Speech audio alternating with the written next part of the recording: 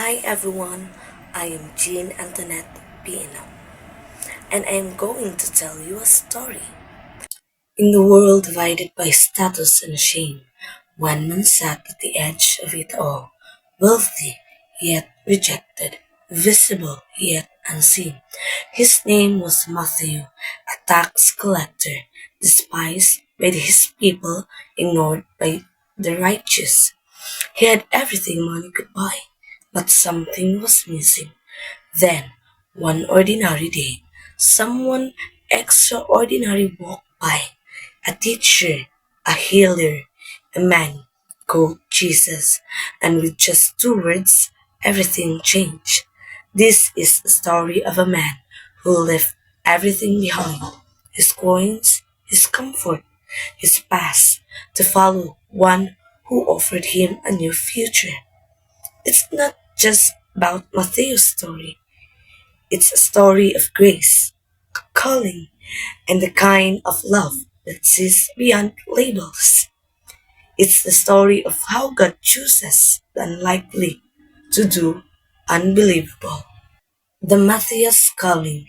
And it came to pass in the days when the people wandered, when truth was scarce, and the heart of many had grown cold, that there lived a man named Matthew, son of Eli, in the land of Judea. He was a man of simple trade, a keeper of ledgers, and a collector of taxes. The people knew him, but they did not love him, for he served Rome and not the temple. And Matthew walked among men, but apart from them. But the Lord, who sees not as man sees, looked upon Matthew and said, "This one is mine."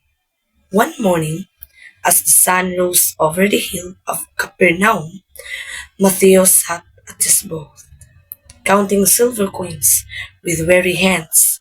And lo, a voice came not loud, but clear, not from without, but from within.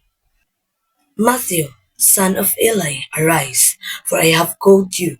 And Matthew looked up and understood a man, clothed not in wealth, but in wisdom. His eyes were flames, his words like still waters. It was Jesus of Nazareth, and he said only this: "Follow me." No promise, no explanation, no condition, just a call.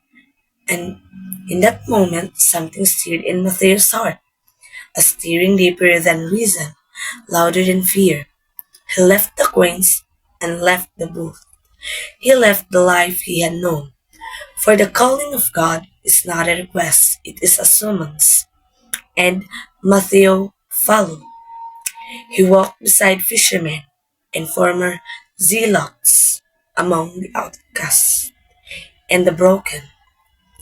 And he saw miracles: the blind seeing, the leper healed, the dead raised. But more than that, he saw grace. And he wrote, for though others spoke with fire, Matthew wrote with truth. He listened to every word the Master spoke and penned them so generations would remember.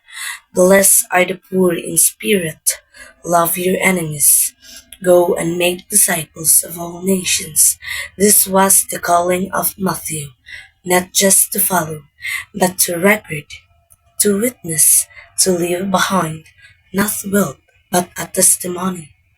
And many years later, when the dust had settled and the apostles had gone, the words of Matthew remained like a lamp to the feet of the faithful. His calling was not glamorous, it was not loud, but it was eternal.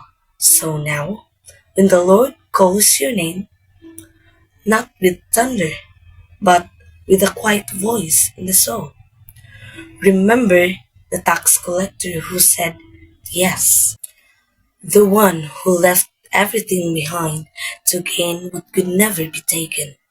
This is the Matthew's calling.